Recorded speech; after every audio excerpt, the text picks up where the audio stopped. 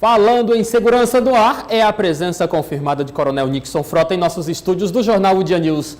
Boa tarde para o senhor, seja muito bem-vindo, Coronel, tudo bem? Boa tarde, Lívio, satisfação estar aqui com você. Boa tarde a todos que nos acompanham. Mais uma vez, na quarta-feira, nosso combinado, no nosso quadro Falando em Segurança. Combinado que já está dando o que falar, viu, Coronel? Está repercutindo muito bem este quadro na Rede Mundial de Computadores, também na TV aberta. E já vamos ao que você de casa realmente quer. Vamos falar de segurança, Coronel. Você preparou para a gente o material? Vamos aqui já colocar em nosso telão. Vamos falar de violência doméstica. Por que você escolheu esse tema hoje? Olha, violência doméstica é um tema extremamente atual. Leis novas estão surgindo. Então é importante sempre dar destaque isso aqui. Nós sempre falamos aqui em outras oportunidades, Lívio, você mesmo chamou a atenção, que segurança pública é um tema que nos preocupa a todos. A todos. Né? É um tema que chama a atenção. E a violência doméstica é um dos responsáveis por isso, pelos seus altos índices cada vez mais crescentes, isso no Brasil todo. Infelizmente, hein, Coronel? E eu chamo a atenção para ela, um pequeno destaque, o seguinte: quando o brasileiro tem a mania, o costume, o falso costume, de sempre relacionar segurança pública com uma solução única de polícia, um policial militar. Os números de segurança pública não estão bons. É falta de policial na rua. Responsabilizar sempre a Sim. polícia militar. Acho uma tremenda injustiça com esse profissional, que não tem como ele fazer tudo. São profissionais que se dedicam, trabalham, né, mas não vão resolver tudo. Segurança pública envolve vários setores e nós vamos mostrar várias áreas durante esse nosso quadro. Né? E a violência doméstica é um exemplo. Observe que violência doméstica, nós mostramos num quadro anterior, que os números mostram que a violência doméstica acontece dentro do lar, acontece em casa.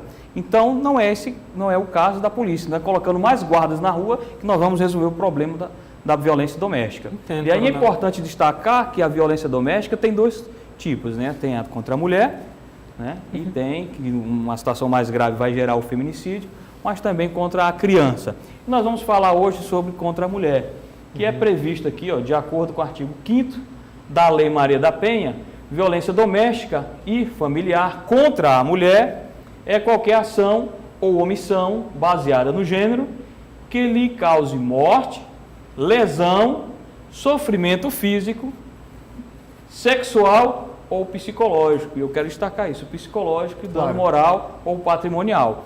Então eu tenho conversado com muita gente e há essa confusão, esquecendo que tem outras categorias, no caso o psicológico. Então é uma coisa bem ampla, que não é um policial, não é um guarda armado que vai resolver determinados problemas. É mais a consciência da população que realmente começa a aderir de forma mais efetiva aos conceitos de segurança pública e como se promove a segurança, não é isso, Coronel? Exatamente. Pedi para passar o próximo slide. Ok. Eu trouxe aqui um gráfico que eu achei bastante interessante, é uma fonte do Poder Judiciário do Estado do Rio de Janeiro. E ele mostra as fases desse ciclo da violência contra a mulher. Sim. São fases que são interessantes nós, como cidadão, conhecer, até o próprio casal, a própria mulher como vítima, ou em situação de vítima, perceber. Porque lá na Guarda Civil Municipal de Teresina, há um setor, que é a Guarda Maria da Penha, que acompanha algumas mulheres que foram vítimas da violência doméstica.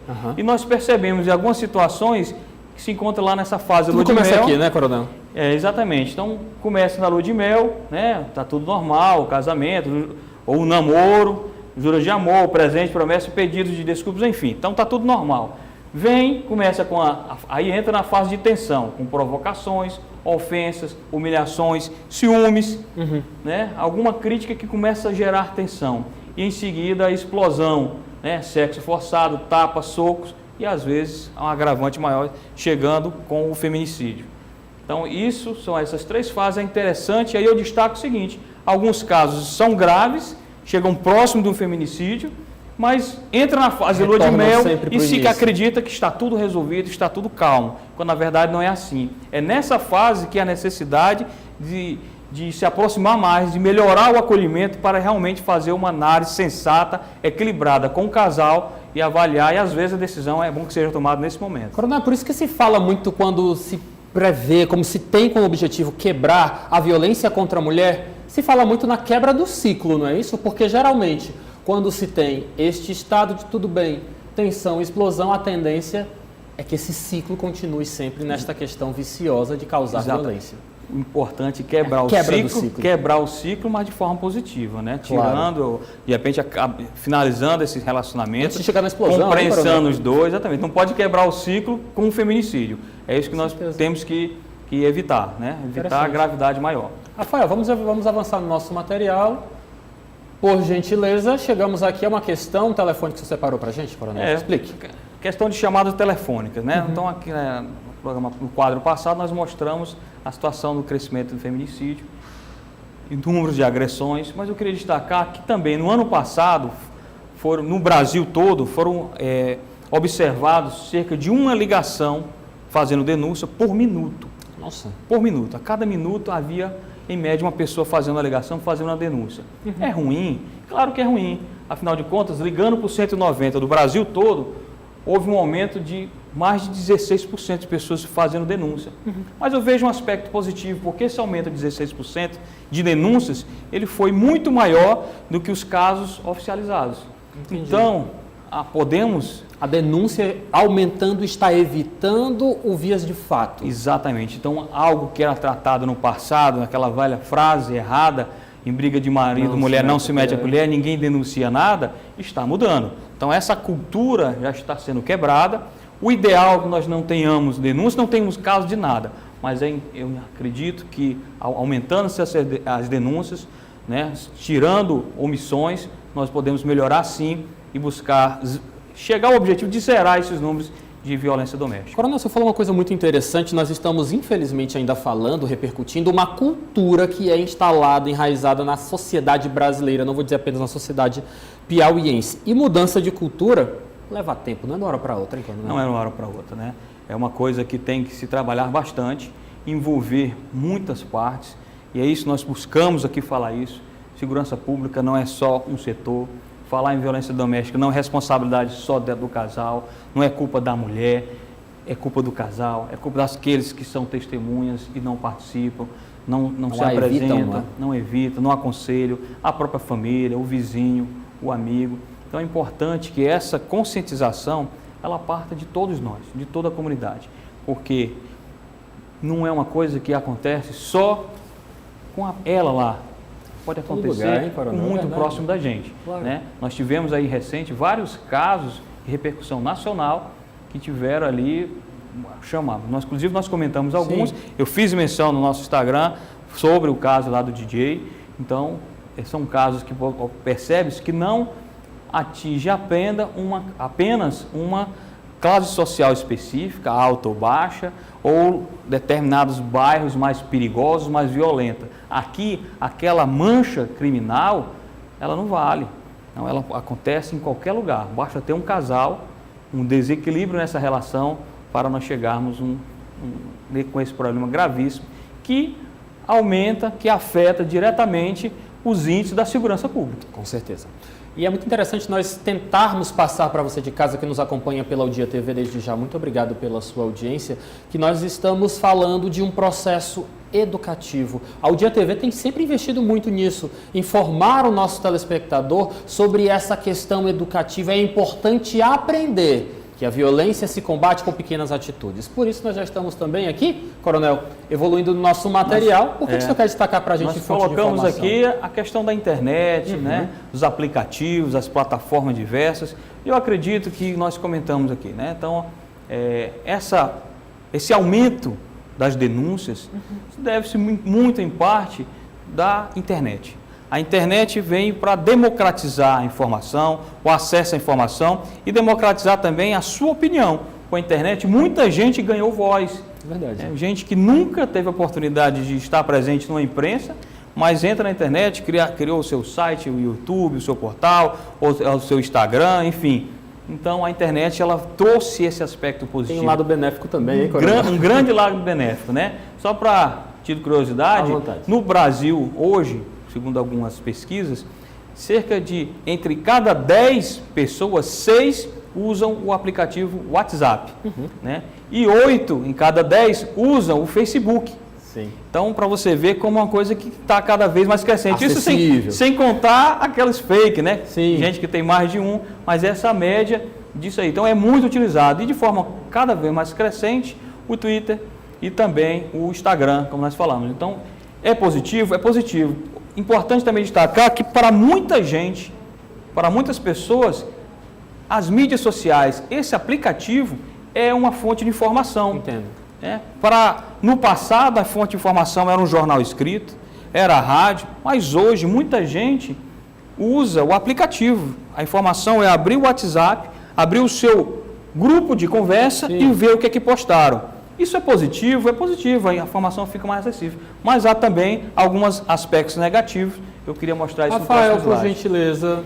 Porque os aspectos negativos? Primeiro é a relação da fonte da informação. Claro. A fonte da informação, quem produz aquela informação, é um dos aspectos principais que deve ser analisado em uma notícia, em um fato que aconteceu. E muitas vezes, dentro de um grupo, mídias sociais, nós não conseguimos identificar a fonte. Sim. É o primeiro aspecto negativo. É perigoso, né? Quem fez? Né?